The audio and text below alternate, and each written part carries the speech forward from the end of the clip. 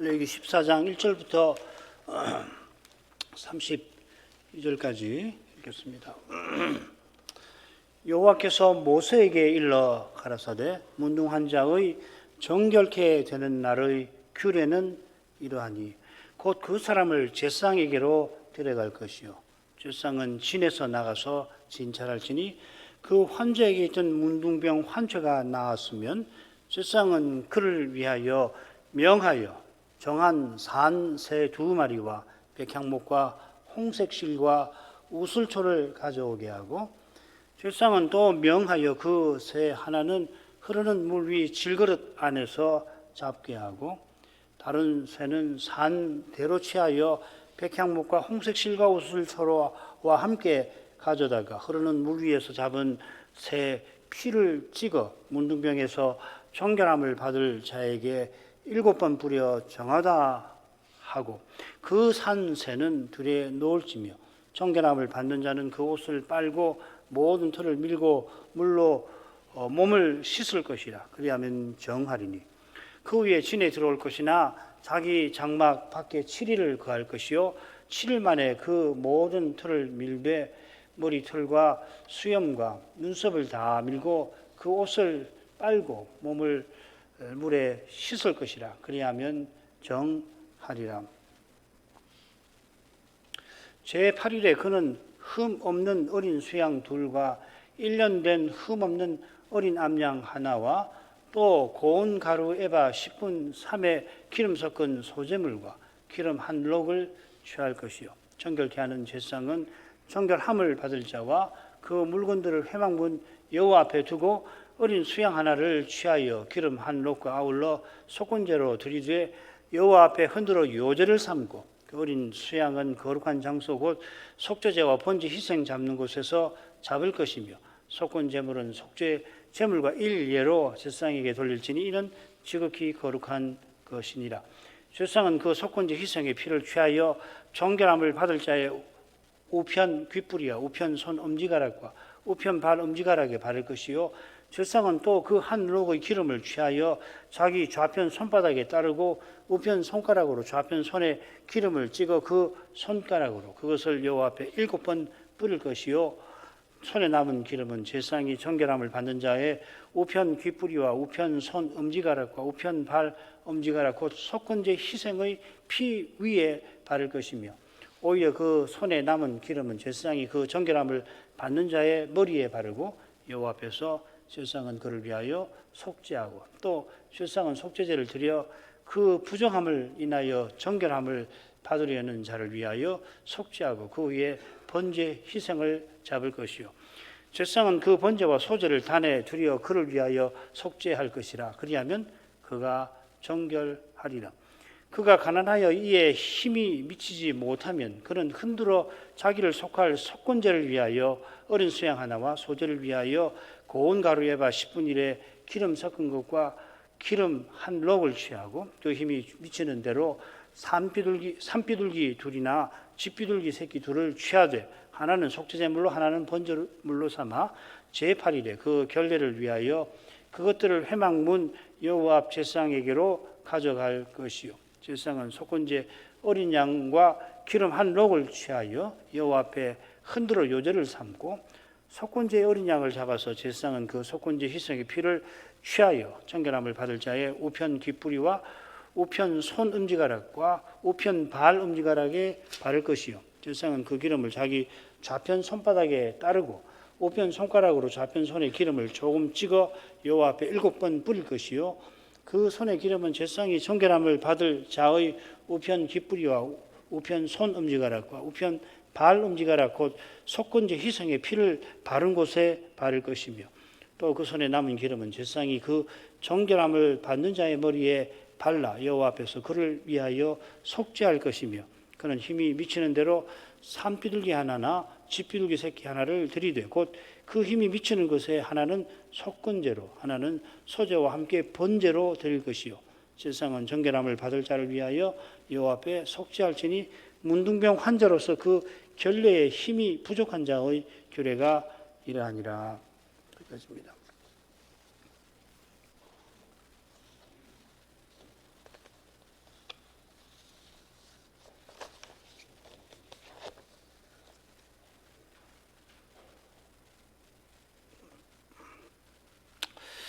오늘 낭독한 말씀은 문둥병자의 정결케 되는 날의 규례입니다. 문둥병에서 나은 사람이 밟아야 하는 정결 절차인 겁니다. 순서로 보면은 피부에 발생한 문둥병 그 다음에 나오는 게 자연스러울 텐데 가옥에 생긴 문둥병처럼 문둥병 정결법 한가운데 이렇게 나옵니다.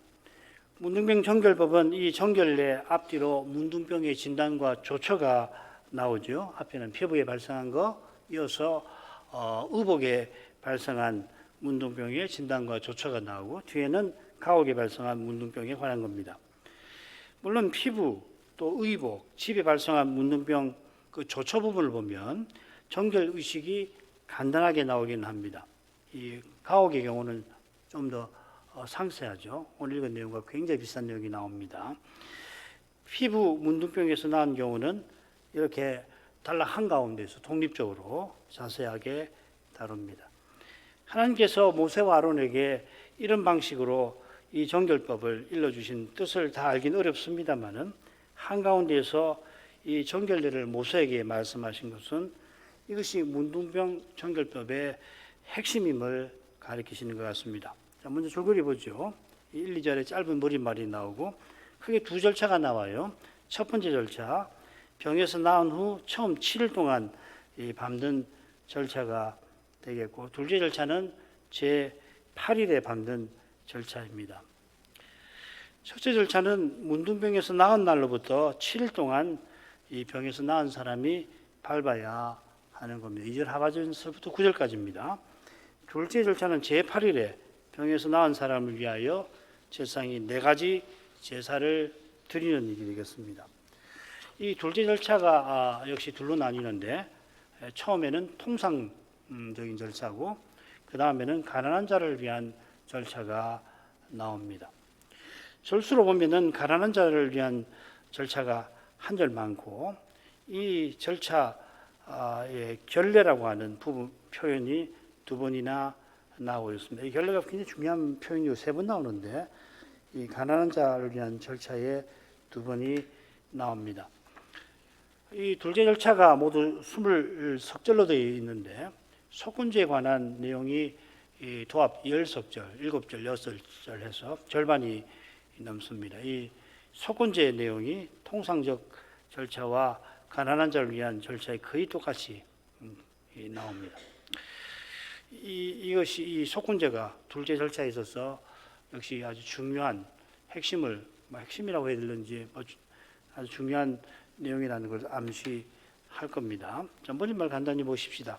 여호와께서 모세에게 일러 가라사대 문둥한 자의 정결케 되는 날에 규례는 이러하니 문둥병의 진단과 조처는 모세만 아니라 아론에게도 일러주셨는데 문둥병 정결례는 모세에게만 말씀하셨습니다. 왜 이렇게 하셨는지 그 뜻을 다 알기가 어려운데요. 이 정결례를 위한 이 둘째 절차가 대제사장 임직식의 절차와 비슷한 점과 붙어 있는 게 아닐까 생각해 봤습니다. 아론 대제사장의 임직식을 모세가 맡아서 모세에게 말씀하셨습니다. 문둥병 결례는 대제사장만 아니라 제사장들이 맡는 거니까 진단도 그렇고 결례도 제사장들이 맡으니까 아론에게도 말씀하실 법한데 문둥병자의 정결에 보면 대제사장 임직식이 연상되게 하는 내용이 많이 나오죠. 거의 같으죠. 화목제, 석훈제만 다루고 그래서 특별히 모세에게 일러주시는 것 아닐까 그런 생각을 해봤습니다. 여호와께서 모세에게 일러주신 내용은 문둥 환자의 정결케 되는 날의 규례입니다. 문둥 환자 지난 시간 봤죠. 이 44절 이 대머리 문둥병 이 바란 사람에게 처음으로 이 낱말이 쓰였다 말씀을 드렸죠. 이 레위기 13, 14장을 제외하면은 다른 데서 문둥병 환자 할 때는 이 표현을 씁니다. 그래서 여기서는 13장 44절에 그리고 45절에 부정하다 그렇게 공포하는 대목에 이 표현이 나왔습니다. 그의 정결케 되는 날이라 새겼는데 이 표현이 가난한 자를 위한 절차에 결례라고 2번 새겨져 있습니다. 23절, 32절. 나중에 생각하겠습니다만은 결례보다 정결케 됨이라고 새기는 게 낫습니다. 한 가지 저만 더 생각하죠. 좀 특이한데 문둥병자가 정결케 되는 날이 날 이것이 규례가 될 것이라 이렇게 표현하신 겁니다. 레위기 다른 경우를 보면 대체로 규례는 이러하니 이렇게 되어 있습니다. 아마도 이 규례가 이스라엘 중에 계속 지켜져야 할 것이다 강조해서 말씀하신 게 아닌가. 이 레위기 17장 7절을 보면 그렇게 해석하는 거 할 수가 있을 것 같아요. 자, 첫째 절차로 가시죠. 첫째 절차는 셋으로 볼 수 있습니다. 먼저 제사장에게 진단받는 것이 2절 하반절 3절이고 병에서 이제 나은 것이 확인되면은 제사장이 이 정결 절차, 첫 번째 정결 절차를 행하는 내용이 4절부터 7절까지고, 그리고 문둥병자 자신이 또 밟아야 할 정결 절차, 첫 번째 정결 절차가 8절 9절에 나옵니다. 그러면 진단 부분 보죠.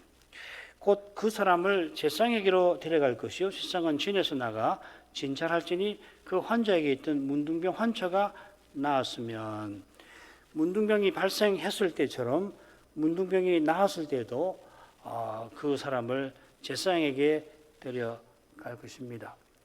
제사장은 부정하고 정한 것을 분별하는 사람이지요. 이 분별한다는 말이 창세기 1장에 아주 중요하게 나옵니다. 여호와 하나님께서 이 빛과 어둠을 또 물과 물을 나누신다 할 때 이 표현을 썼는데, 그 하나님께서 정한 상태와 부정한 상태를 나누셨고, 이걸 이제 제사장은 식별을 하는 거죠. 분별을 하는 것이죠. 하나님께서 나누신 대로 제사장이 분별하는 겁니다. 제사장에게 데려가는데 당연히 문둥병자가 성막에 가는 게 아니고 못 들어가는 거죠. 아직은 진에도 못 들어갑니다. 제사장이 진에서 나갑니다. 아마도 진 바깥에 정결한 곳이 있는데 그곳에서 그를 진찰했을 것 같습니다. 제가 이건 아직 확인을 못 해봤는데 아마 그랬을 것 같아요.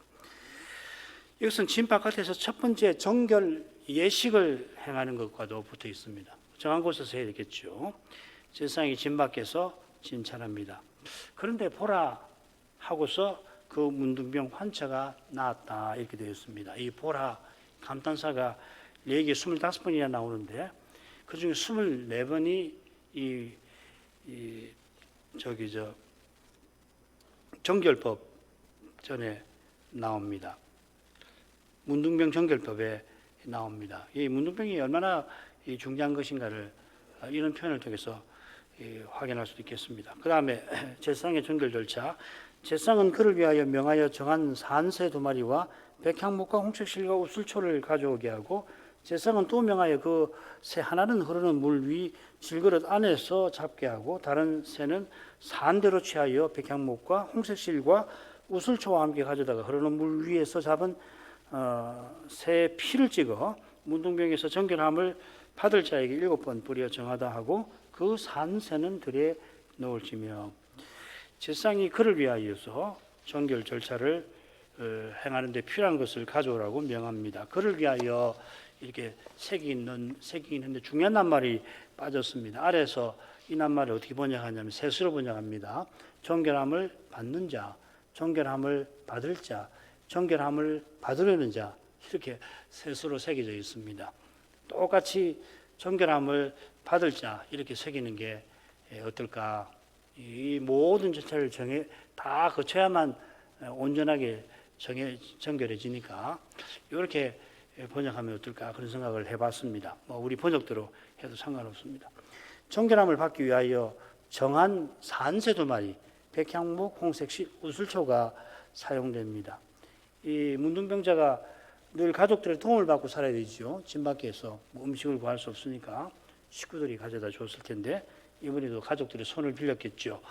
산새는 제가 의도적으로 읽었는데 8절에 산대로라고 한 것처럼 산에 사는 새가 아니고요, 산새가 아니고 살아있는 새라는 말입니다. 가난한 사람을 위한 속죄제의 경우에 집비둘기 또 산비둘기 드리게 하셨죠. 여기서는 어떤 새인지 지정을 하시지 않았습니다. 그렇지만 정결 절차에 쓰는 새니까 당연히 정한 새여야 할 것입니다. 또 정한 새는 마땅히 산새여야죠.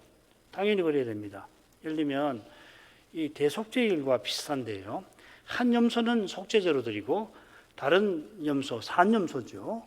살아있는 염소 둘을 가져와서 하나는 속죄제로 드리고 다른 하나는 산채로 무인지경에 사람이 살지 않는 곳으로 보내서 돌아오지 않게 하는 것처럼 이번에도 정한 새 2마리 중에 하나는 죽이고 하나는 들에 풀어줍니다.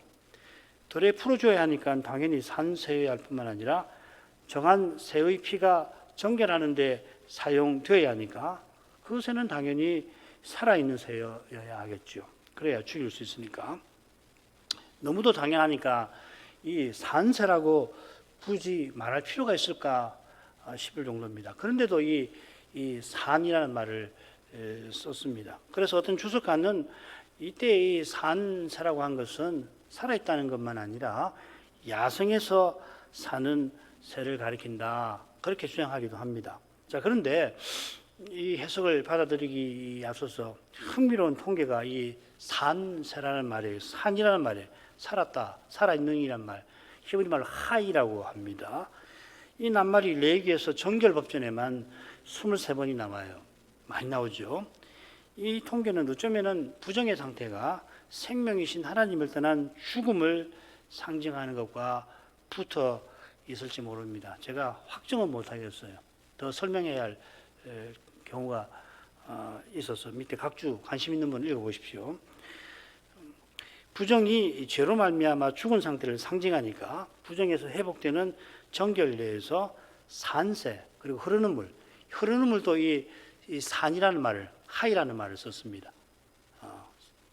번역을 흐르는 물이라고 번역했지 이 산물입니다. 사실 그대로 하자면 제상은 먼저 정한 새 한 마리를 흐르는 물 위 질그릇 안에서 잡습니다. 이건 질그릇 안에 흐르는 물을 받아가지고서 그 위에서 산새를 잡는다 하는 말입니다. 말씀드린 대로 이 흐르는 물은 받아놓은 물이 아니라 이 샘물에서 길어온 물을 가리킵니다.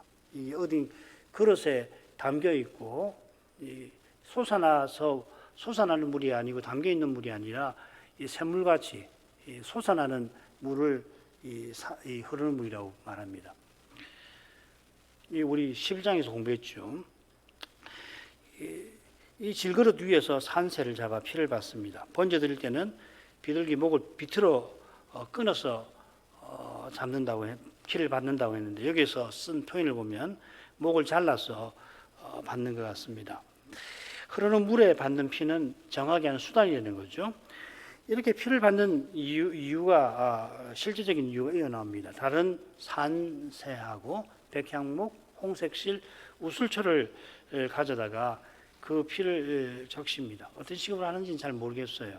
어떤 분은 홍색실을 백향목과 우슬초를 묶는 데 썼을 거다 주석가는 이야기하는데 뭐 성경에 안 나오니까 아무튼 이 넷을 가져다가 그 피에 적십니다. 적신 다음에는 이 정결함을 받을 문둥병자에게 7번 뿌립니다. 그렇게 7번이나 뿌리려면은 그냥 맨피를 쓰는 것보다는 흐르는 물에 피를 받아 쓰는 것이 용이할 것도 같습니다. 동시에 이제 흐르는 물이 정한 물이라는 뜻도 있겠죠, 그죠? 7번 뿌리는 것은 진에 들어가 7일 동안 집 밖에서 지내는 것과 더불어서 문둥병자가 온전한 정결함을 받게 하려는 것입니다. 완전수지요. 백향목과 홍색실과 우슬초는 암송아지 재 만드는 데도 사용됩니다.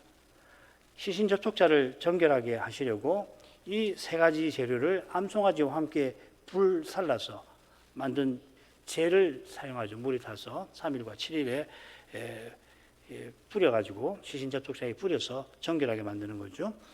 이 3재료가 정결케 하는 것과 정확하게 무슨 관계가 있는지 저는 아직도 잘 모르겠습니다. 몇 가지 참고할 만한 성경은 있는데 제 지식을 넘어서는 것 같습니다.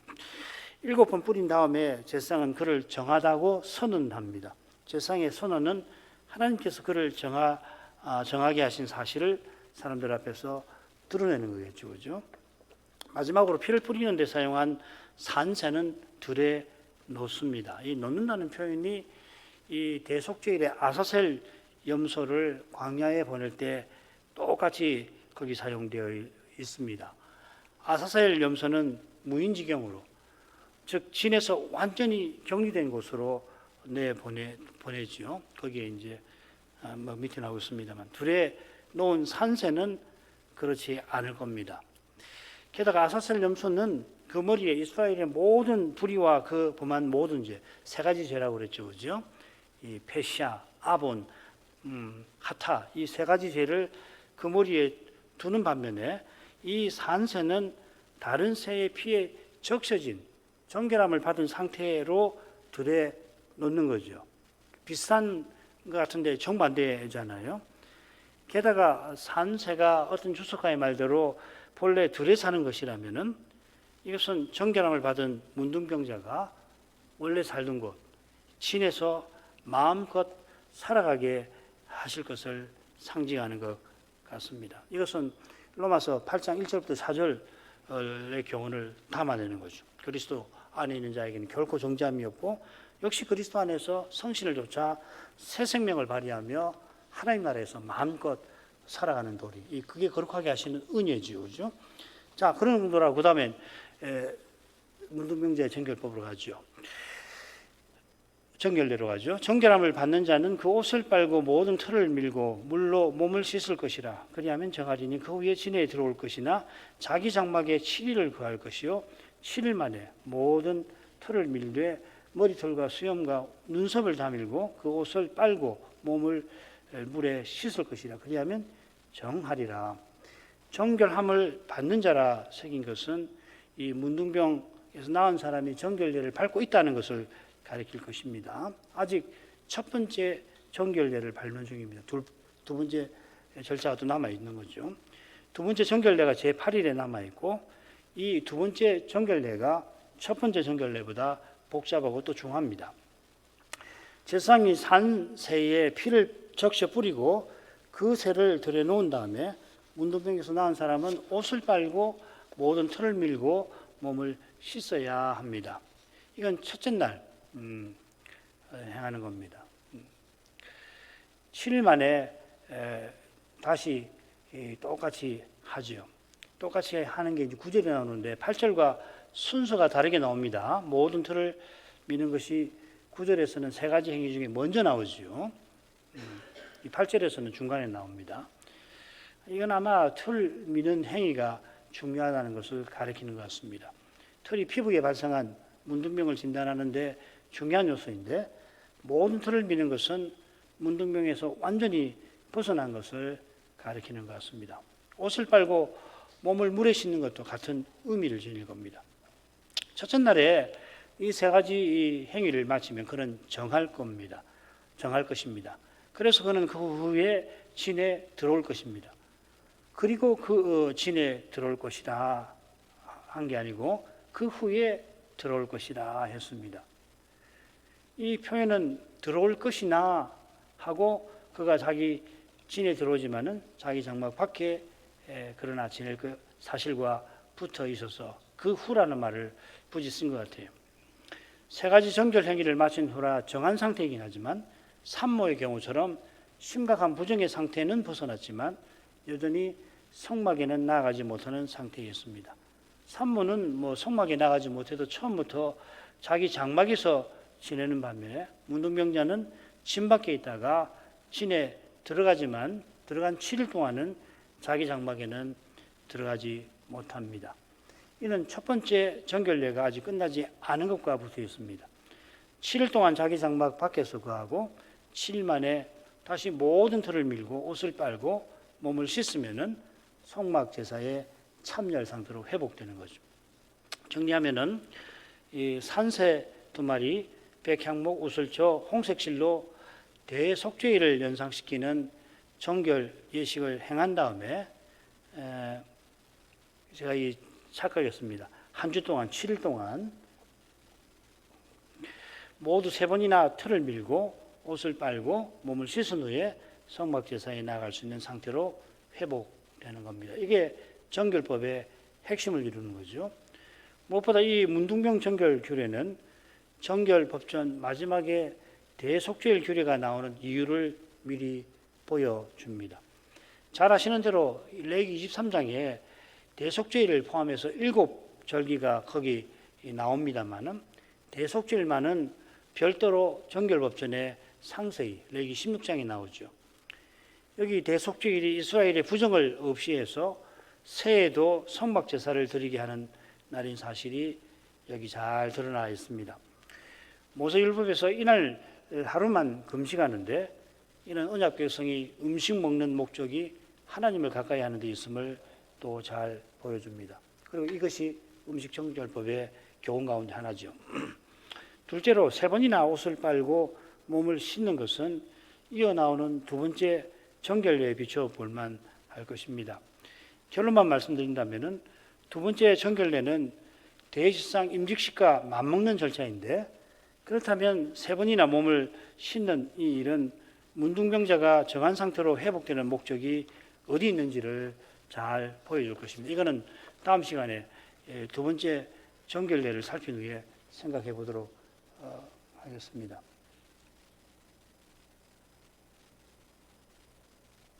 두 번이죠, 그죠? 3번이 아니라 두 번, 두 차례 3가지 행위를 하는 거죠, 그죠? 고쳐야 될 것 같습니다.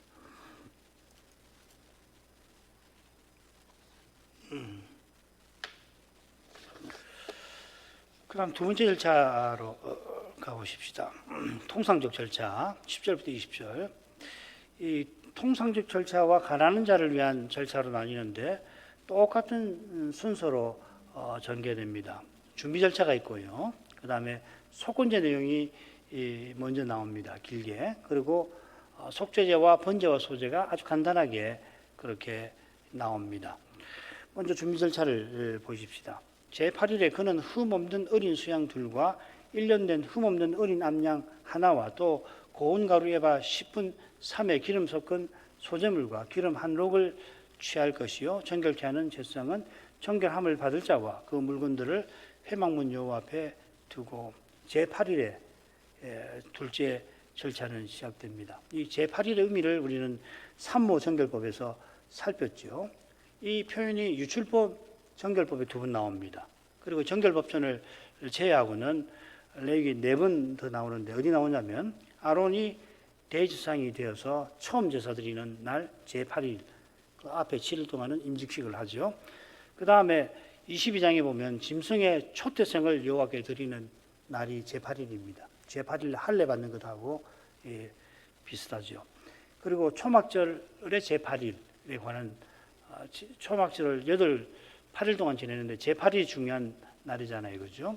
이 초막절은 새해이기도 한데 특별히 이 제8일이 의미가 있는데 그 제8일에 이라는 말이 여기 2번 쓰입니다. 이 모든 사례는 새로운 출발을 가리켜서 제8일을 언급하는 거죠. 문둥병자가 둘째 절차를 받는 것도 같은 의미가 있습니다. 그 밑에는 제가 잘못 이해한 겁니다. 지워버리시면 되겠습니다. 제8일에 문둥병에서 낳은 사람이 5가지 예물을 준비하죠. 흠없는 어린 수양 둘, 하나하나 각각을 세면 하나는 속건제고 하나는 번제죠. 그 다음 1년 된 흠없는 어린 암양, 이거는 속죄제를 위한 거고요. 그 다음 소제물, 그리고 기름 한 록입니다. 이 록은 단위죠. 어린 수양 하나는 속건제로 드리는 거다 하는 건 본문에 분명하게 나옵니다. 12절이나 또 24, 25절에 속건제 수양이다 하는 게 나오죠. 남은 어린 수양 하나와 어린 암양은 번제와 속죄제를, 각각 번제와 속죄제를 위한 겁니다. 번제는 반드시 수컷이어야죠. 암양은 속죄대로 드리는 것이 분명합니다. 이건 너무도 명백한 사실이라서 여호와께서 굳이 이 암양은 속죄제로 드려라 이런 말씀 안 하셨던 것 같아요. 둘째로 5가지 예물을 보면 처음과 마지막 것은 속건제를 위한 것이고 어린 수양 하나 하고 그 다음에 기름 한 록은 속건제를 위한 거죠. 요제로 드려서 가운데 나오는 셋은 번제, 속죄제, 소제를 위한 겁니다. 그런데 번제와 소제는 함께 드리는 거죠, 그죠? 그러면 이 배열을 보면 속죄제가 가운데 나와요. 속건제 어린 수양, 번제 어린 수양, 속죄제 어린 암양, 번제와 함께 드리는 소제, 그리고 속건제와 함께 요제로 드리는 기름 한 로. 그리고 제사 드리는 순서도 속건제, 속죄제, 번제, 소제 이렇게 됩니다.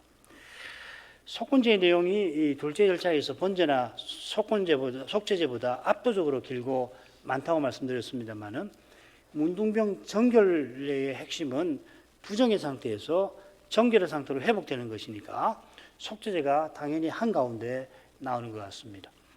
제사 드리는 순서도 가운데 나오는 거죠. 그죠? 속건제, 속죄제, 그리고 번제와 소제 이렇게 준비하는 예물의 내용은 해당 제사 때 조금 더 살펴보기로 하고 준비 절차에 남은 내용을 이어 살피겠습니다. 제사장이 정결함을 받을 자와 그 예물들을 여호 앞에 두는데 제사장을 뭐라고 그러냐면 정결케 하는 제사장이라 그렇게 말했습니다. 정결케 하는 제사장. 이는 정결함을 받을 그 사람과 짝을 이루는 거죠. 그죠? 앞서 살핀 대로 정결케 하는 이것이 문둥병 정결법의 핵심 내용입니다. 문둥병 환자는 가장 부정하게 되는데 그런 그를 정결하게 하려고 하나님께서 아론 제사장을 세우신 겁니다. 물론 아론 제사장이 그를 정결하게 한다는 것은 그가 성막 제사에 나아갈 수 있게 한다는 뜻이죠. 정결하게 한다는 것이 곧 그의 죄를 없애는 건 아닙니다. 짐승을 드리는 성막 제사가 어떻게 인성에 심각한 죄를 단 하나라도 없이 할 수가 있겠습니까? 그건 오직 메시아가 하시는 거죠. 그리스도께서 죄 있는 육신의 모양으로 오셔서 십자가를 지심으로 우리가 죄의 사함을 받는 것, 의롭다 하심을 얻게 하십니다. 이 의롭다 하심이 아론 제사장이 문둥병자를 정결케 하는 그 일이 그림자로서 가리키는 실체가 되는 겁니다.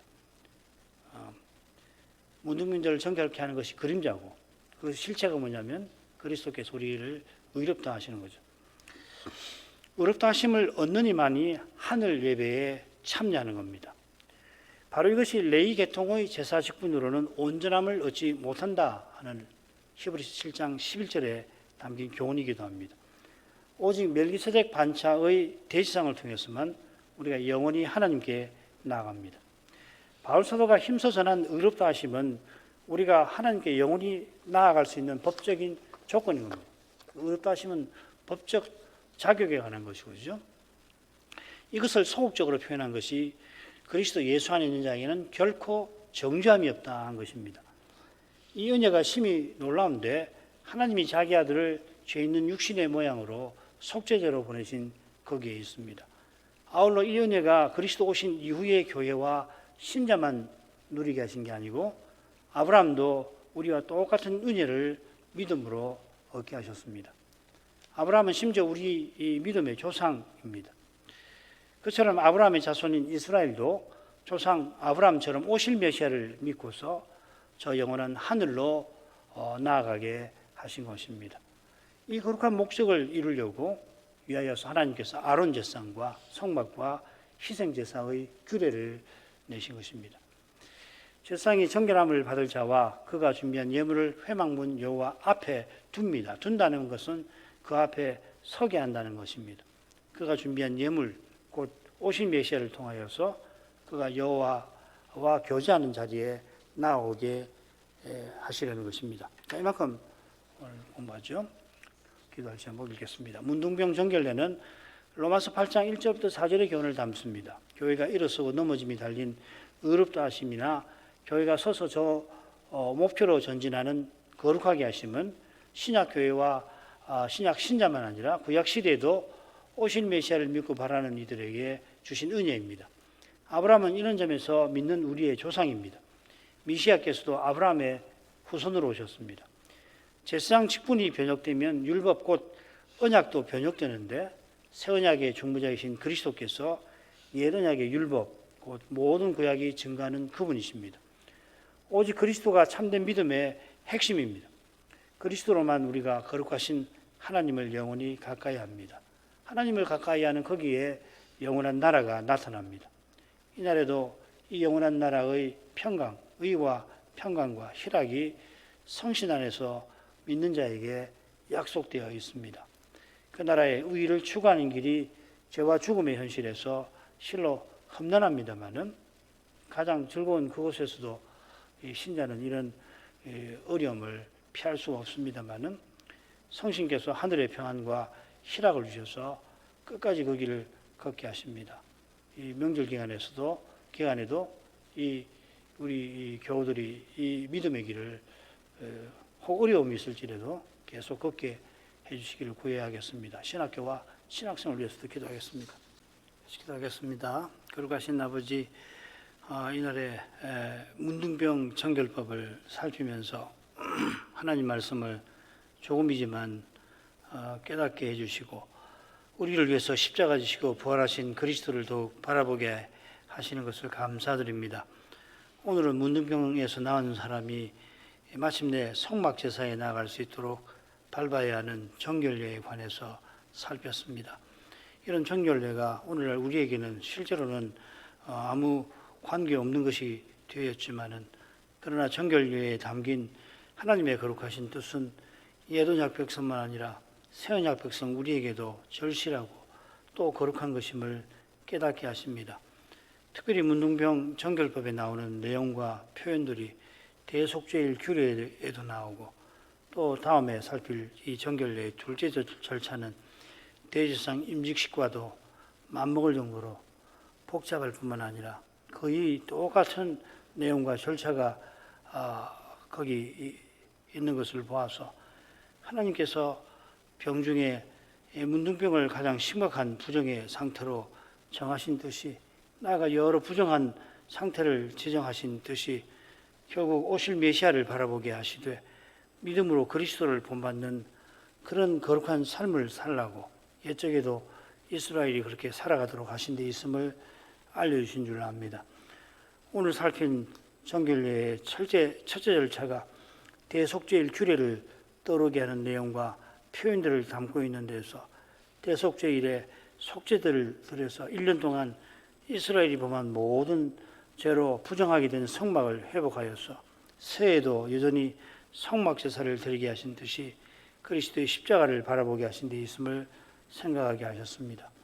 아론 제사장과 성막과 희생 제사가 오실 메시아를 가리키는 예표와 그림자이듯이 이스라엘이 레위 제사장을 통해서 짐승으로 제사 드릴 때에 그들이 설마 짐승의 피로 자기의 많은 죄가 씻음 받는다 하고 생각하지는 않았을 줄 압니다. 사람이 심히 타락해서 사람의 가치를 돈으로 재기 시작하고 나아가 심지어 사람의 가치를 짐승의 가치 정도로 때로는 그보다도 못한 것으로 생각하기도 하지만은 성막 제사를 통해서 하나님의 거룩한 영광을 보는 언약 백성이라면은 인생의 죄가 얼마나 심각하고 끔찍한지를 깨닫고서 그 희생이 가리키는 메시아를 간절히 바라보았을 줄 압니다. 다윗이 바세바 사건에서 자기 죄를 깨닫고 어떠한 심정이었는지 그의 시들이 잘 보여줍니다만은 그렇게 심각한 죄를 지을 때만 아니라 아무리 작은 죄라도 하나님의 거룩하신 영광 앞에서는 그것을 결코 대수롭게 여길 수가 없고 바울 사도와 같이 죄의 깊이를 늘 깨닫고서 오직 그리스도만 우리의 구주 되심을 고백하지 않을 수가 없게 됩니다. 과연 그리스도 예수 안에 있는 자마다 결코 정죄함이 없음을 고백합니다. 하나님이 자기 아들을 죄 있는 육신의 모양으로 보내시고 그의 육신에서 죄를 심판해 버리셨습니다. 달리 하나님께서 우리의 죄를 사실 길이 있는지 미련한 인생으로서는 여전히 다 알지 못하지만 만일에 그런 길이 혹 있다 할지라도 틀림없이 그리스도의 십자가처럼 하나님께서 친히 인생의 죄를 담당해 주시는 그러한 길일 줄 압니다. 그처럼 이 세상에 단 한 사람이 있다 하더라도 그의 죄를 사하려하실 때 혹 그가 하나의 죄만 지었다 할지라도 그리스도께서는 모든 일에 그와 한결같이 고난을 받으시고 마침내 그를 위하여 십자가를 져 주셨을 줄로 믿습니다. 이 거룩한 사랑을 참으로 깨닫게 하셔서 주님처럼 우리도 죄를 미워하게 하여 주옵소서. 아무리 작은 죄도 가볍게 여기지 않게 해주시고 날마다 겸손히 그리스도의 공의를 의지하게 하시며 더욱 성신을 의지해서 죄의 권세와 싸워나갈 수 있게 하시옵소서. 예수님의 이름으로 기도합니다. 아멘.